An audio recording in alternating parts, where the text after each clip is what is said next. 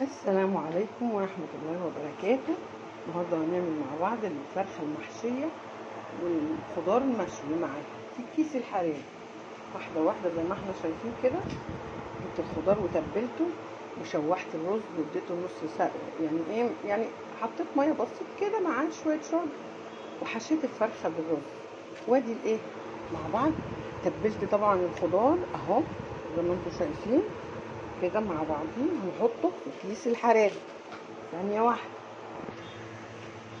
زي ما انتم شايفين كده احنا تبلنا الخضار وشوية زيت كده مع الخضار كده بسيط جدا، وخلصت اهو الخضار اتبل. نحطه في الكيس الحراري.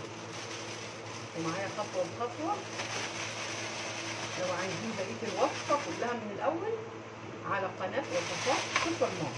احنا بنفرشها تحت كده زي ما انتم شايفين كده. الصينية ما فيهاش لا زيت ولا سمنة ولا أي حاجة خالص. والفرخة احنا حشيناها كوباية رز وشوحناها كده بمعلقة سمنة بصلاية صغيرة، وحطينا الفرخة فوق الخضار. الفرخة هتستوي واللي هيطلع منها هيسوي الخضار تمام. وقفلتها، قفلت الفرخة بخل. الفرخة كده هتستوي وتحتيها الخضار زي ما انتم شايفين كده. هنحطها في الفرن كده، هنقفلها كده حبايب قلبي، وهنحطها في الفرن ونقفلها طبعا من هنا، ونعمل لها خرمين 3 كده هنا ونحطها في الفرن. اسهل حاجه ممكن تعمليها، وهنشوف النتيجه كمان شويه. ودلوقتي كده زي ما انتم شايفين الخضار استوى جميل ازاي. مش عارفه طبعا اقرب قوي يعني عشان نعمل بالسكينه كده. بسم الله الرحمن الرحيم.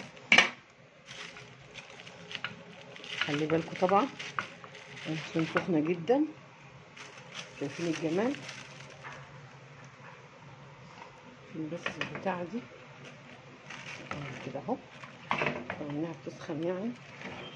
خضار استوى جدا بقى جميل اهو زي ما انتم شايفين. والفرخه طبعا الرز استوى بقى جميل.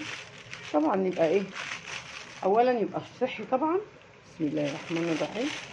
شايفين خضار وفيه صوص كمان، وما حطيتش لا ميه ولا حاجه.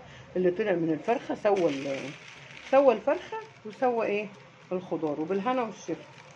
يا ريت بس تفتكروني في قناتي وصفات سوبر ماما. في وصفات جميله جدا